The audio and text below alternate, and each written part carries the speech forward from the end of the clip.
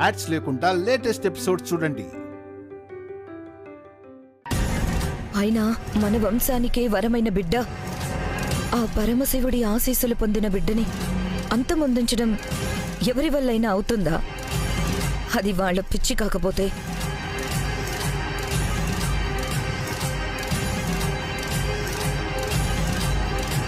ఇంకా ఎవరికైనా అలాంటి ఆలోచనలుంటే విరమించుకోవడం మంచిది. అలాంటి ఆలోచనలు ఎవరికీ రాకుండా ఉండాలంటే ముందు శాప విమోచనం జరగాలి.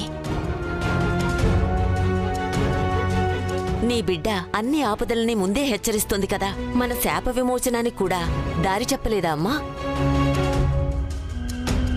శాప విమోచనం జరిగింది ఇందు.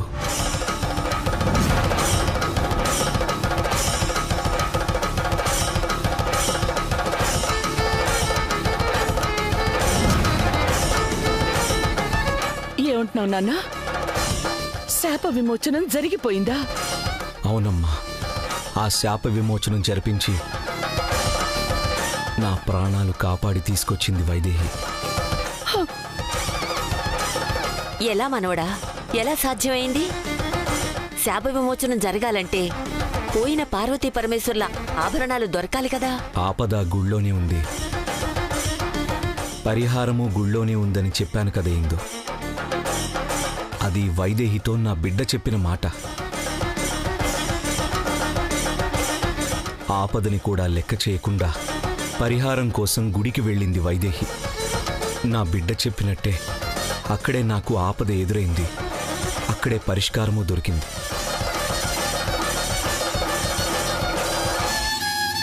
నా కోసం చేసిన అభిషేకం శాపాన్ని తొలగించింది.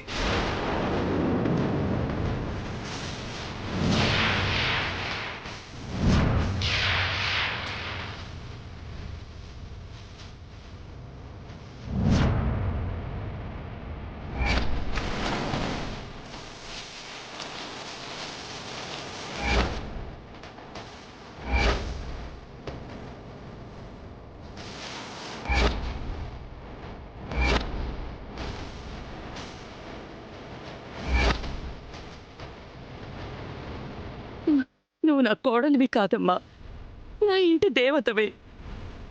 మమ్మల్ని మా వంశాన్ని కాపాడడానికి మా ఇంట్లో అడుగు పెట్టిన ఆది పరాశక్తివి.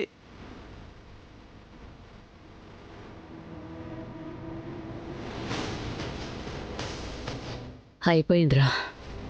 శాపం ఉన్నప్పుడే ఏమీ చేయలేకపోయాం. ఇప్పుడు మనం ఏం చేయగలం? పైగా ఆ బిడ్డకు అన్ని శక్తులున్నాయి. రేపో మాపో మీ పెదనాన్న ఆత్మ కూడా బయటకొచ్చింది అనుకో, మన పనంతే. మూసుకొని ఉండడం తప్ప ఏమీ చేయలేం.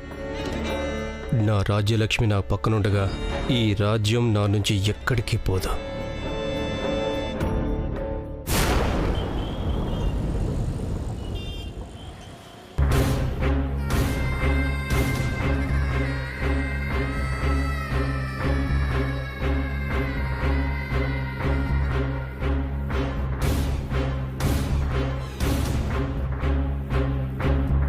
అమ్మా, ఎందుకలా తిరుగుతావు? వచ్చి కూర్చో. ఏంట్రా కూర్చునేది? కాళ్ళు చేతులు ఊపుకొని హాయిగా దర్జాగా కూర్చునేలా ఉందా మన పరిస్థితి? ఎన్ని కలలు కన్నావురా, ఎన్ని ఆశలతో ఇక్కడికొచ్చాం. మొత్తం అన్ని సర్వనాశనం అయిపోయాయి. ఈ ఆస్తి, నీ రాజ్యాధిపతి పదవి, మొత్తం మొత్తం అన్నింటి మీద ఇక ఆశలు వదులుకోవాల్సిందే. ఇప్పటి వరకు వాళ్లకున్న శాపం మనకి వరం అనుకున్నాం. ఇప్పుడు ఆ శాపం కూడా పోయింది. ఇప్పుడు ఏం చేయాలో కూడా తెలియడం లేదు. ఎందుకు తెలియదమ్మా? బాగా తెలుసు. నోరు మూసుకొని పడుండడం తప్ప ఏమీ చేయలేమన్న సంగతి బాగా తెలుసు. చేతకాని వాళ్ళ మాట్లాడుతున్నావేంట్రా? చావ చచ్చిపోయిందా? లేదమ్మా, ఎక్కువ ఆలోచిస్తే మనం చచ్చిపోయేలా ఉన్నాం. అనుకున్నదేది దక్కలేదన్న బాధలో జరిగింది మర్చిపోయి మాట్లాడుతున్నావు. మనం ఏం ఆలోచించినా ఆ కడుపులో బిడ్డకి తెలిసిపోయి వైదేహికి చెప్పేస్తుంది. పెదనాన్న ఆత్మ కూడా ఎప్పుడు బయటకు వస్తుందో తెలియదంటున్నావు కదా. ఒకటి ఇప్పుడే ఊపిరి పోసుకుంటున్న పిండం, ఇంకొకటి ఊపిరి పోయినా మన ఊపిరి తీయాలని వెంటాడుతున్న ఆ ఆత్మ. ఆ రెండింటి నుంచి తప్పించుకోలేమమ్మా. నోరు మూసుకుని ఉండడమే ఉత్తమం. అర్థమవుతుందా? ఏవండి అత్తయ్య, పాయసం తీసుకోండి. పాయసమా? అదొక్కటే తక్కువ, ఏమీ అక్కర్లేదు, తీసుకుపో. అదేంటత్తయ్య, వైదేహి అక్క దేవాంశు బాబు గారు క్షేమంగా వచ్చారని, శాపం పోయింది అని అందరూ సంతోషంగా ఉన్నారు. మీరేంటి కోపంగా బాధగా ఉన్నారు? ఏమైందత్తయ్య? ఏమవుతుంది? నా మొహం అవుతుంది. నీతో ఇలా అత్తయ్య అని పిలిపించుకోవడమే నాకు కంపరంగా ఉంది. అదే నా బాధ. అమ్మా, రాజీని ఎందుకంటావు? రాజీ ఏం చేసింది? ఏంటి రాజీ? స్వీట్ తీసుకోమంటే ఎందుకండి అత్తయ్య గారికి అంత కోపం? మీరైనా తీసుకోండి. నాకేం అవసరం లేదు, తీసుకెళ్ళు. అది స్వీట్ అయినా చేదుగానే ఉంటుంది. ఏమైందండి ఇప్పుడు? ఇంకా ఏం కావాలి? మా మీద అనుమానంతో మమ్మల్ని టార్చర్ పెట్టారు. వైదేహి దేవాంశులు కనిపించకపోతే మమ్మల్ని అనుమానించి మాకు నరకం చూపించారు. అదంతా మర్చిపోయి ఇప్పుడు వాళ్ళు సంతోషంగా ఉన్నారని ఈ స్వీట్ తినేసి వాళ్ళ సంతోషాన్ని మేము పంచుకోవాలా? మా వల్ల కాదు. అలా అనకండి. అలా అనకపోతే ఇంకేమనాలి? ఎలా అన్నా మీరు మారలేదన్న సంగతి ఇంట్లో వాళ్ళకి తెలిసిపోతుంది అత్తయ్య. మీరు ఏ తప్పు చేయనప్పుడు ఇంట్లో మంచి జరిగినందుకు అందరితో పాటు మీరు సంతోషంగా ఉండాలి కదా. తీసుకోండి. ఇంకేం ఆలోచించొద్దండి. ఇంకా మీరు మారలేదని అనుమానం వస్తే, ఆపద తలపెట్టే ఆలోచన మీకుందని అనుమానం వస్తే అప్పుడు ఏం జరుగుతుందో నేను మీకు చెప్పాల్సిన అవసరం లేదు. తీసుకోండి.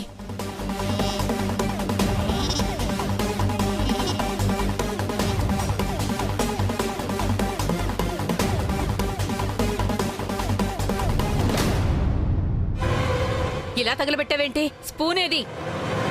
మా ఊళ్ళో ఇలాగే తాగుతారత్తయ్య. అవును, నీతో పెద్ద ఊరు, దాని ఉదాహరణగా చెప్తున్నావు. అమ్మా, ఎవరి మీద కోపం ఎవరి మీద చూపిస్తున్నావు? పాపం మధ్యలో రాజీ ఏం చేస్తుంది? ఇలా గిన్నె పట్టుకొని నోటి దగ్గర పెట్టుకుని తాగలేవా? పట్టుకో, నేను తాగినట్టు తాగు. గొంతులో పోసుకుంటే కడుపులో చల్లగా పడుంటుంది. పోసుకో పోసుకో.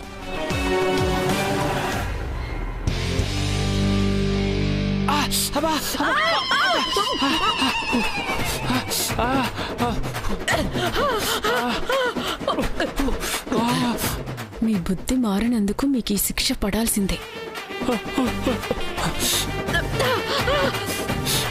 కాలిపోతుంది. గొంతులో పోసుకుంటే కడుపులో చల్లగా పడుంటుంది అన్నావు. నోరు మొత్తం కాలిపోయింది. వేడి వేడి పాయసం తెచ్చి నోరు మొత్తం కాల్చావు కదే, తీసుకో. పాయసం వేడివేడిగా తాగితేనే బాగుంటుంది కదా అత్తయ్య. అయినా అంత వేడిగా ఉన్నా చూసుకోకుండా ఒకేసారి నోట్లో పోసుకుంటే నేనేం చేయను? అయినా నువ్వు ఒక మాట చెప్పాలి కదా రాజీ. చూడు ఎలా కాలిపోయిందో. ఏంటండి మీరు మరీను? ఈ మాత్రం వేడికి తట్టుకోలేకపోతే ఇంకా మామయ్య గారు పెట్టే మంటను ఎలా తట్టుకుంటారు?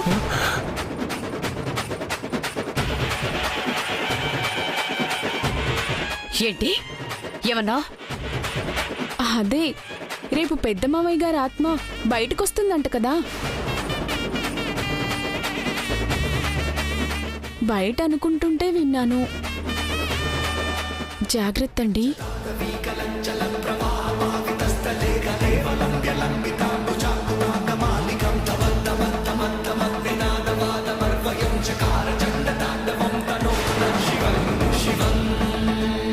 పెద్దనాన్న ఆత్మ బయటకు వస్తుందా?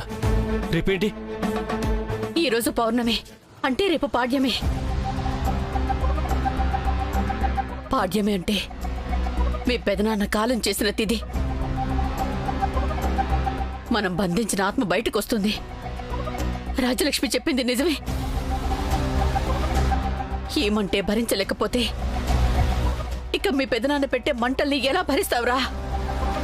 ఆ చిత్రహింసలు ఎలా తట్టుకుంటావు? అవునమ్మా, పెదనాన్నని తలుచుకుంటే భయం వేస్తుంది. అయినా మనం బంధించినా బయటకు వస్తుందని తెలుసు కూడా బంధించి తప్పు చేశామమ్మా. ఏం చెయ్యవురా? అప్పటికి వేరే దారి లేదు. ఆత్మ విడుదలయ్యేలోగా ఏదోటి చేయొచ్చులే అనుకున్నాం. బిడ్డ ప్రాణాలు తీస్తే ఆత్మ ఏమీ చెయ్యలేదు అనుకున్నాం. కానీ మన వల్ల ఏమీ కాలేదు. రేపు మీ పెదనాన్న ఆత్మ మనల్ని చంపడం ఖాయం. ఇప్పుడు ఏం చెయ్యాలరా? ఇవన్నీ తప్పించుకోవాలంటే ఒకే ఒక దారి ఉందమ్మా, కాంప్రమైజ్. రాజీ పడిపోవాల్సిందే. ఒరే, ఏం మాట్లాడుతున్నావురా? తప్పదమ్మా, ఇంతకు మించి వేరే దారి ఏదన్నా ఉంటే చెప్పు. మనమే పెదనాన్న ప్రాణాలు తీసాం. అయినా పెదనాన్న ఆత్మ ఈ విషయం బయట పెట్టకుండా మనం చేసిన తప్పులకి శిక్ష మాత్రమే వేస్తోంది. అంటే ఏంటి అర్థం?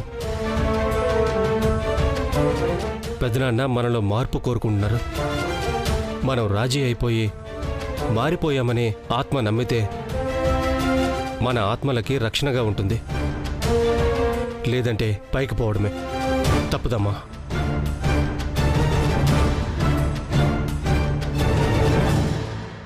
తరతరాలుగా మన వంశాన్ని వెంటాడుతున్న శాపం వైదేహి దేవాంశుల మూలంగా తొలగిపోయింది కౌసల్య. ఇక మిగిలింది వాలి స్వాహ. వాళ్ల మనసు మారి మనలో కలిసిపోతే ఇక అంతా సంతోషమే కౌసల్య. ఈ ఇంట్లో సంతోషం నిండాలంటే ముందు జరగాల్సింది వైదేహి సీమంతం బామ్మ. అవును, జరిపించాలి కదా. ఈ భయాలు బాధల్లో పడి ఆ సంగతే మర్చిపోయాం. అవునత్తయ్యా, మన రాజుగురువు చెప్పింది కూడా మర్చిపోయాం. సీమంతంలో దేవాంశ్ వైదేహి నుదుటన కుంకుమదిద్ది ఆ తంతు పూర్తయ్యాక ఆ శాపం తాలూకు వాసనలు ఇంకా ఏమన్నా మిగిలున్నా అవన్నీ తొలగిపోతాయి. అంతా మంచి జరుగుతుంది. మనకి ఆపదలు శాశ్వతంగా దూరం కావాలన్నా, శత్రుశేషం లేకుండా ఉండాలన్నా వైదేహికి సీమంతం జరిపించాలి. నిజమే మనవడా. కాని భర్త సంతోషంగా భార్య చేతికి గాజులు తొడిగి అక్షంతలు వేసి దీవిస్తే భార్య అంతకుమించి సంతోషంతో కడుపులో బిడ్డను చూసి మురిసిపోతూ జరుపుకునే పండగే ఈ సీమంతం.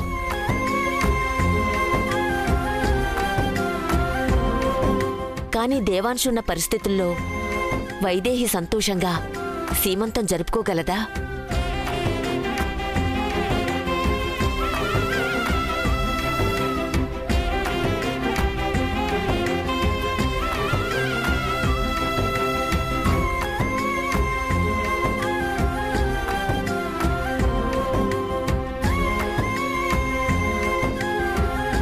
కూర్చోయిందో, కూర్చోమ్మా. గదిలో రెస్ట్ తీసుకోకుండా బయటకొచ్చావేంటి నాన్నా? వైదేహి, ఎందుకు తీసుకొచ్చావు? గదిలో ఉండటం ఇబ్బందిగా ఉందంటత్తయ్య. కాసేపు బయట కూర్చుంటాను అంటే తీసుకొచ్చాను. ఏంటిందో, దేని గురించో సీరియస్గా ఆలోచిస్తున్నట్టున్నారు? ఏం లేదు మనవడా, వైదేహి సీమంతం గురించి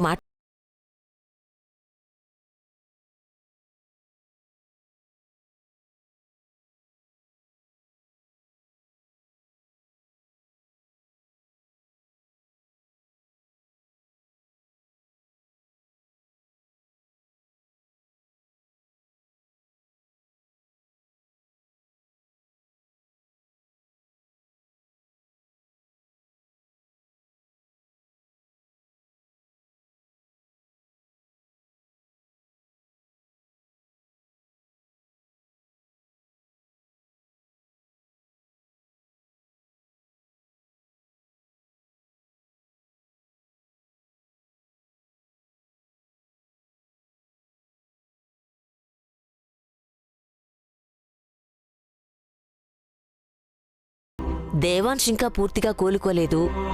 విశ్రాంతి తీసుకోవలసిన సమయంలో సీమంతం అది అంటే పర్వాలేదిందు, ఏమవుతుంది? నేను ఎలా ఉన్నా ఆ క్షణంలో లేచి వైదేహికి గాజులు తొడిగి అక్షింతలు వేయగలను. అవునమ్మా, ఈ ఇంటికి మంచి జరుగుతుంది అన్నప్పుడు మనసుకి కష్టమైంది కూడా ఇష్టంగానే ఉంటుంది. పైగా రాజగురువే ఆపదల్ని దూరం చేస్తుందని చెప్పాక ఇంకా ఆలోచించాల్సిందేముంది? ఏదైనా చేయాల్సిందే. సీమంతం జరుపుకోవాల్సిందే. ఇంకెందుకు బామ్మ ఆలస్యం? పంతులు గారికి ఫోన్ చేయండి. సీమంతానికి ముహూర్తం పెట్టమని చెప్పండి. నమస్కారం అమ్మా. నమస్కారం పంతులు గారు. నా మనవరాలకి సీమంతం జరిపించాలి. దగ్గరలో మంచి ముహూర్తం ఉంటే చూడండి. ఒక్క నిమిషం ఉండండి అమ్మా. ఎల్లుండి పొద్దున్నే ఉదయం 10:36 ముహూర్తం బాగుందమ్మా. అప్పుడు జరిపించండి అమ్మా. అలాగే పంతులు గారు. ఎల్లుండి ముహూర్తం బావుందంటున్నారు. ఎల్లుండా? ఊర్మిళ, సీమంతానికి అన్ని ఏర్పాట్లు మనమే చేద్దాం. అలాగే.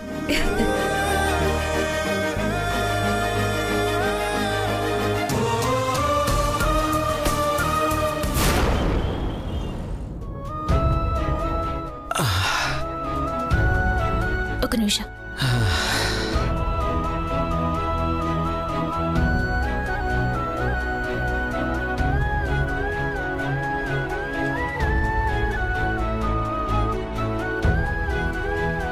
బావా, టాబ్లెట్ వేసుకో.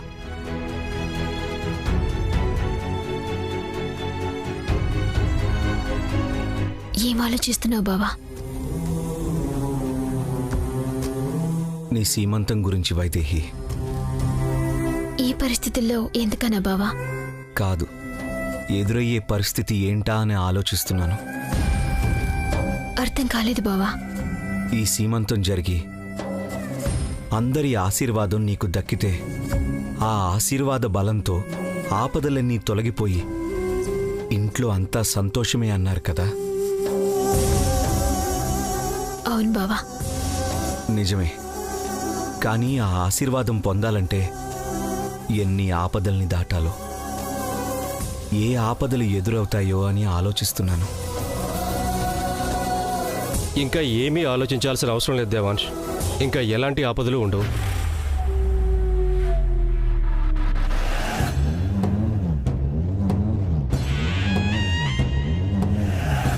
అనుమానం ఏమీ అక్కర్లేదు వైదేహి. నేనే చెప్తున్నా, నిజం చెప్తున్నా. ఈ ఇంట్లో మీకు ఏ ఆపదైనా వస్తుంది అంటే అది నా వల్లే కదా. ఇక నాకు ఆ ఆలోచనలు లేవు. మీరు నమ్మినా నమ్మకపోయినా అది నిజం. ఎల్లుండి సీమంతం కదా. మీకు చిట్టి తల్లికి నా బెస్ట్ విషెస్.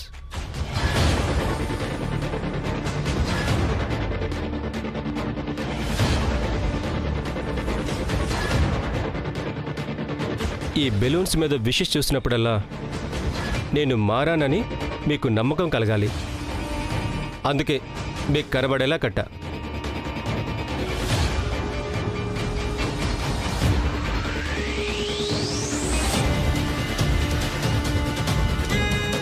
ఉన్నట్టుండి ఇంత మార్పు వచ్చిందేంటా అని మీకు అనుమానం రావచ్చు.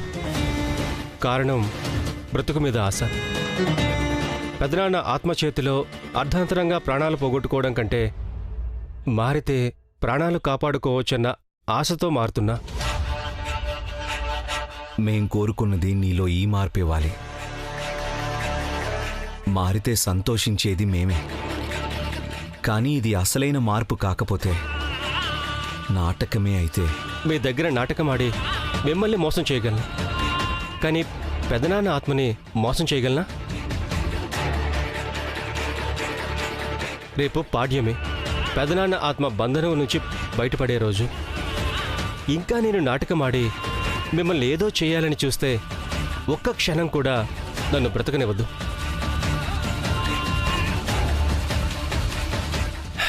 అయినా నా మాట మీద మీకు నమ్మకం కలగకపోతే ఒక పని చేద్దాం. ఇన్నాళ్ళు నేనేం చేసినా ఈ ఆస్తి కోసం, దీని మీద అధికారం కోసమే కదా. పెదనాన్న నీకు రాజ్యాధికారం అప్పగించినా నేను అమ్మ అంగీకారం చెప్పకుండా నీకు పూర్తి అధికారం దక్కకుండా అడ్డుపడుతూనే వస్తున్నావు. ఇక నుంచి నీకు ఏ అడ్డు ఉండదు. రేపే నీకు రాజ్యాధికారం, అక్షయపాత్ర ట్రస్ట్ అన్నిటికీ సంబంధించి ఇంట్లో అందరిది ఒకటే నిర్ణయమని అనౌన్స్ చేద్దాం. అప్పుడైనా మీకు నేను మారానని నమ్మకం కలిగితే చాలు. Good night. Good night Vaidehi.